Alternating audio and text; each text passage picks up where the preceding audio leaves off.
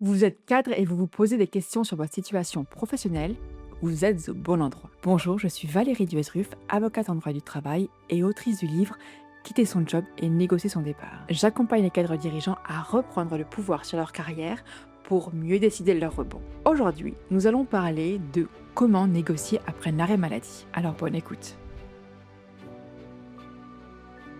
Votre médecin vient de vous arrêter une semaine, 2 semaines, peut-être un mois.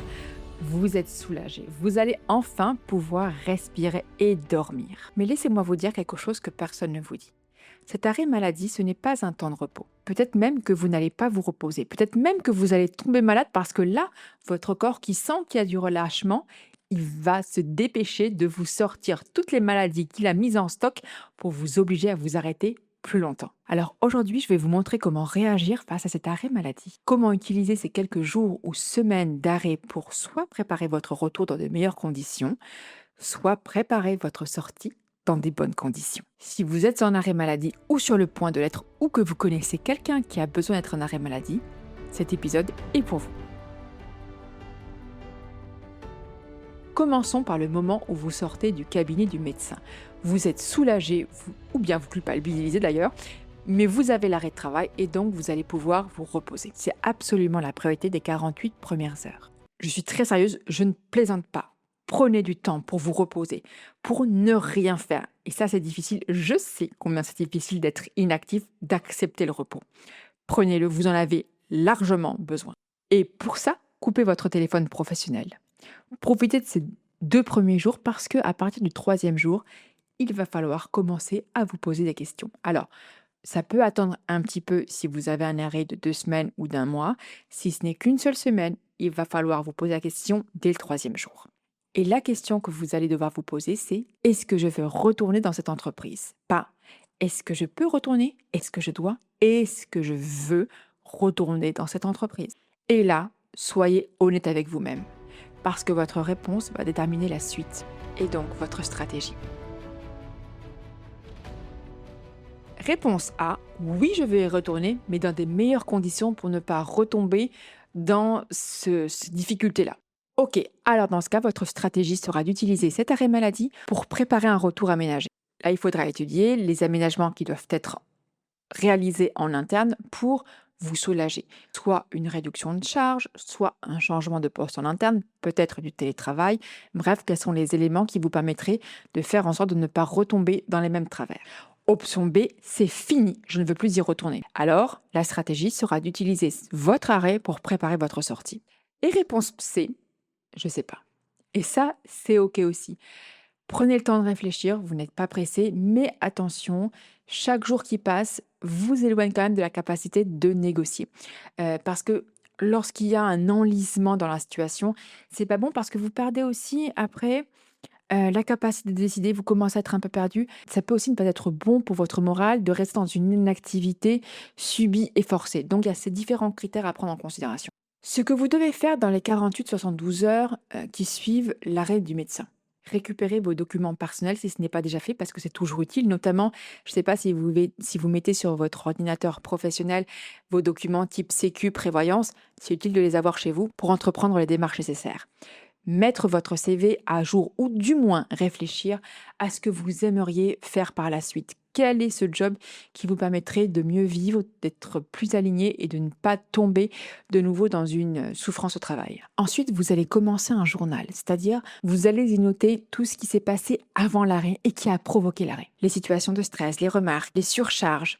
Vous allez également noter les témoins potentiels avec une précaution que je dois vous soumettre, c'est que les gens qui sont en poste, les collègues ne veulent pas perdre leur emploi, et c'est tout à fait normal et humain. Et donc, même s'ils assistent à des scènes de, par exemple, un collègue qui vous hurle dessus, il est possible qu'ils n'acceptent pas de témoigner pour se préserver et on ne peut pas les en blâmer. Et puis, vous allez également conserver les emails importants et tout élément qui permettra de pouvoir présenter une situation, un dossier à votre avocat si vous allez consulter. Et d'ailleurs, c'est aussi le point évidemment que je vous soumets. Allez tout de suite voir un avocat. Non pas pour rentrer dans une logique de guerre, dans une logique de contestation, mais simplement comme si vous alliez voir un médecin de famille. D'ailleurs, on n'attend pas de devoir être opéré pour aller consulter un médecin. On va le voir quand ça ne va pas bien. Eh bien, c'est pareil pour un avocat. Une étape importante, ça va être votre visite de reprise. Parce qu'on va parler maintenant d'un acteur que beaucoup négligent, le médecin du travail. Après un arrêt de 30 jours, et parfois moins dans certaines entreprises, vous devez vous rendre chez le médecin du travail pour une visite médicale de reprise. Et cette visite, elle est importante. Pourquoi? Parce que le médecin peut émettre trois types d'avis. Apte, vous pouvez reprendre normalement le travail, tout va bien dans le meilleur des mondes. Apte avec réserve, vous pouvez reprendre, mais avec des aménagements nécessaires. 3. Inapte, vous ne pouvez plus occuper ce poste et alors un licenciement doit être engagé avec le versement d'indemnités correspondantes. Donc vous l'avez compris, le médecin du travail peut imposer à votre employeur des aménagements nécessaires. Et à ce moment-là, votre employeur ne pourra pas s'y opposer car c'est simplement la loi. Alors comment préparer au mieux cette visite qui peut être un allié pour vous? Moi, ce que je vous conseille, c'est avant la visite de préparer un petit document écrit rien que pour vous, pour lister tous les éléments, pour bien vous les compiler et les avoir bien à l'esprit le jour de la visite. Ou bien vous pouvez aussi le donner au médecin, mais je trouve que ça fait très préparé et moi je préfère l'alternative de se le préparer pour soi et après le délivrer à l'oral au médecin. Donc dans ce document, vous allez noter votre historique. Depuis quand vous êtes dans l'entreprise, sur quel poste, les facteurs de risque que vous aurez identifiés, surcharge de travail avec des exemples concrets, des chiffres. Si vous avez un management toxique, donnez des exemples. Si vous subissez de l'isolement, de la pression, des objectifs irréalistes, tout ça, documentez-le de façon factuelle, comme les horaires aussi. Si vous avez une disponibilité H24, documentez. Plus vous allez être factuel, plus vous allez être incontestable. Ça, ce sont les faits. Ensuite, les troubles que vous avez développés. Troubles du sommeil, anxiété, irritabilité, erreurs au travail, tout ça, ça va permettre de documenter votre mal-être, votre situation et d'informer utilement votre médecin du travail pour prendre la bonne décision pour vous. Notez également ce dont vous avez besoin pour reprendre sereinement si c'est ce que vous voulez. Télétravail tant de jours par semaine, une réduction de la charge de travail, un changement de manager ou d'équipe, pas de déplacement pendant plusieurs mois ou des horaires aménagés. Pendant la visite, soyez factuel, sincère, authentique. Si l'émotion monte, laissez-la monter, c'est pas grave. Ne forcez pas, ne surjouez pas, soyez juste vous. Si vous sentez que ça monte un peu et que bon, ça reste coincé là, vous pouvez, voilà, allez-y, mais juste ne surjouez pas. Soyez vraiment le plus authentique parce que le médecin est habitué à voir des gens, c'est quand même un professionnel de la santé, c'est quelqu'un qui travaille avec les êtres humains au quotidien, donc il sait détecter le vrai du faux, donc soyez vraiment authentique. Si vous voulez avoir les meilleurs résultats, soyez le plus vrai, le plus juste. Si à l'issue de la visite, le médecin émet une inaptitude, alors ça ouvre la voie du licenciement, mais attention, ce n'est pas une option que je privilégie. Pourquoi? Je vais vous l'expliquer, ça vous semblait super simple. Si vous êtes licencié pour inaptitude, vous ne pourrez plus contester le bien fondé de la décision, puisque la rupture sera fondée sur des raisons médicales objectives, donc vous ne pourrez plus contester. Vous pourrez uniquement aller ensuite sur le terrain de l'exécution des conditions de travail, mais plus sur celui de la rupture. C'est la raison pour laquelle moi je préfère toujours privilégier la négociation à un licenciement pour inaptitude. Après, si par exemple la négociation a échoué, vous pourrez toujours activer ce levier. Et maintenant, imaginons que vous avez décidé de laisser une chance à votre employeur et vous reprenez votre poste avec, par exemple, des aménagements. La première chose que vous devez savoir, c'est que votre employeur a un délai d'1 mois pour mettre en œuvre ces aménagements. Si au bout d'1 mois, il n'a rien fait, vous pouvez retourner voir le médecin du travail qui va alors durcir les aménagements ou bien peut même prononcer l'inaptitude. Donc ce que je vous conseille, c'est lorsque vous reprenez avec des aménagements, d'écrire avant 24-48 heures à votre DRH par exemple, d'envoyer un email pour l'informer de votre retour et des aménagements. Ça peut être par exemple: bonjour machine, je suis content de reprendre. Comme vous le savez peut-être, le médecin du travail a émis des réserves à la reprise de mon poste. Comment pouvons-nous le mettre en œuvre afin de pénaliser le moins possible le bon fonctionnement du service et de l'entreprise?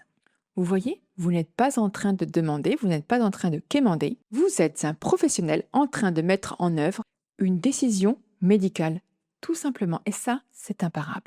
Pendant ce premier mois de retour, vous avez deux options. Ça se passe bien, les aménagements sont respectés, vous retrouvez un équilibre, tant mieux, vous pouvez rester.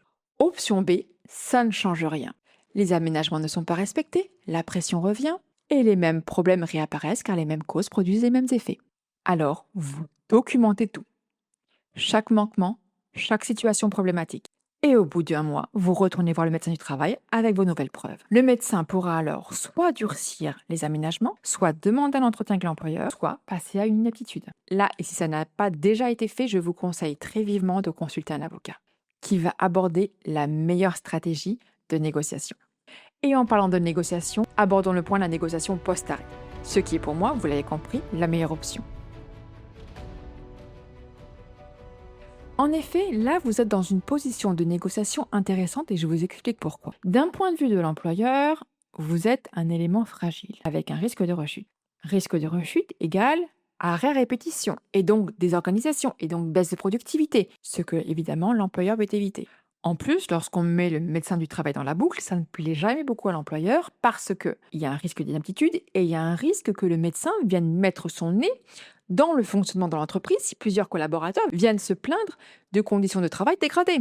Et ça, l'employeur, il n'a pas tellement envie que la médecine du travail ou que l'administration en général vienne mettre son nez dans son fonctionnement. Et puis, une inaptitude entraîne un licenciement obligatoire avec des indemnités qui sont doublées.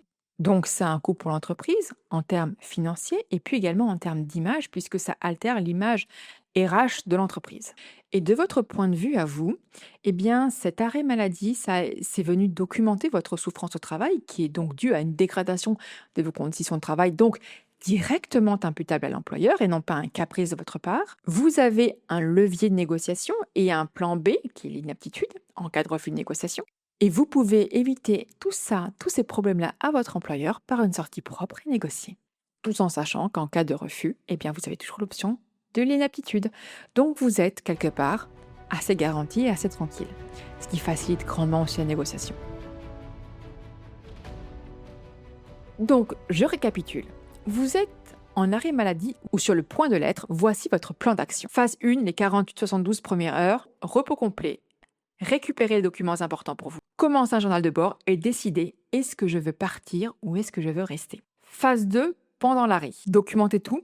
Consultez son avocat, bien évidemment. Préparez le dossier avec le médecin du travail et éventuellement commencez à rechercher ailleurs. Phase numéro 3, la visite de reprise. Phase 4, option A, retour avec aménagement.